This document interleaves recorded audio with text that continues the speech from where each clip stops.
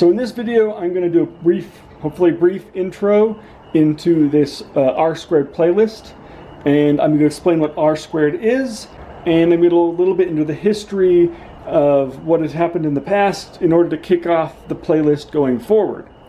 So, back in 2013, me and Riley came up with this truck design which we dubbed R squared. And R squared stands for radius squared, because these trucks would have two mechanisms for creating a steering radius.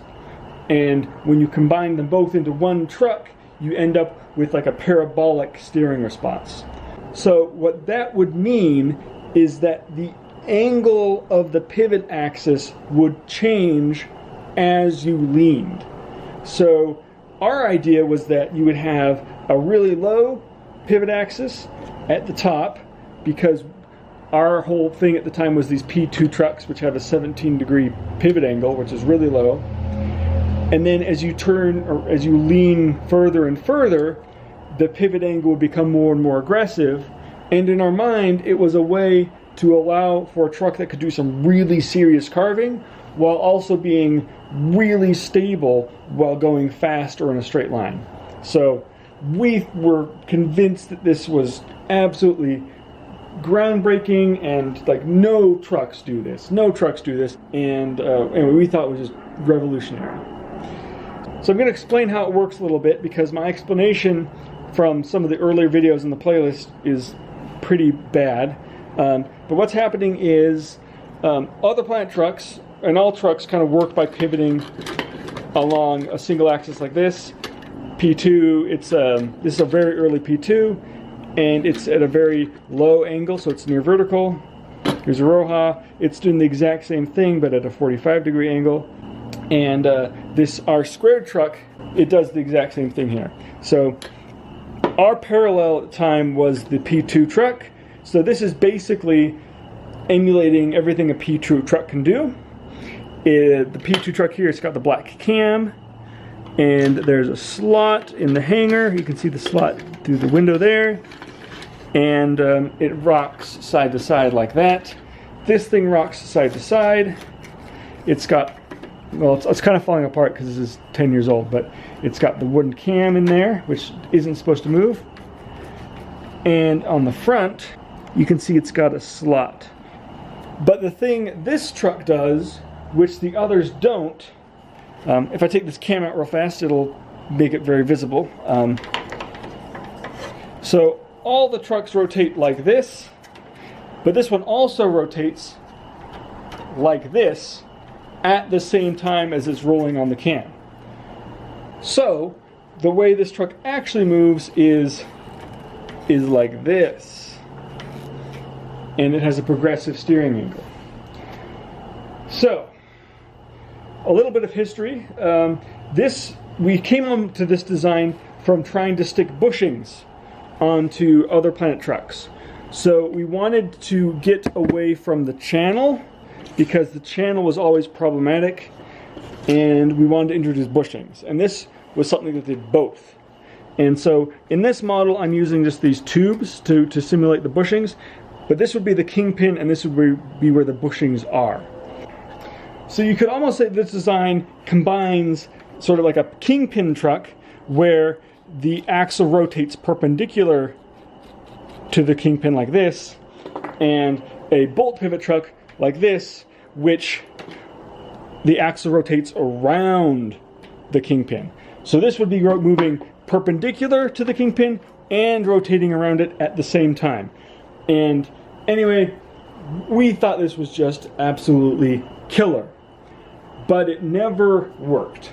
They failed for a very stupid, very simple reason. And what it was is we were so fixated on trying to understand this new rotational steering axis and how to make that work and how to integrate it and how to build it, that we were completely overlooking the first pivot axis that is inherent to what we were coming from. So we were coming from this kind of P2 style, and we were like, okay, we'll make it like the P2 in the way we understand it. And then we sort of forgot to examine that the pivot angle from this rocking motion was actually still the same once we applied it to this new system. And it was not. So I can't remember the details, but I think what might have happened was, instead of the two pivot axes working together to combine the turning, they were actually taking away from each other. And so there was not an easy way to resolve that. And also, we couldn't figure out an easy way to build it. I'm still really a huge fan of this design direction, having the two bushings, and you have the cam, and it seems like a really elegant system to me. There's no channel walls. The channel walls are problematic because the thing has to fit in the channel walls perfectly well, and there's friction on the channel walls. Anyway, so there was a lot of things going for it, but it just never came together to become a thing. However, this is now a revived playlist because we've had more and more happenings in terms of R squared over the years. It's something we've always been watching out for. Whenever we see a new or strange truck, we're like, oh, is this R squared? Does this have R squared happening?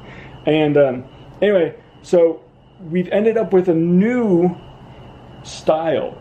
Not this style, but a different style of R squared that we've been pursuing along with Mark, who made and designed the original P1 and P2s with us. He's actually the main engineer that's been behind the other planet.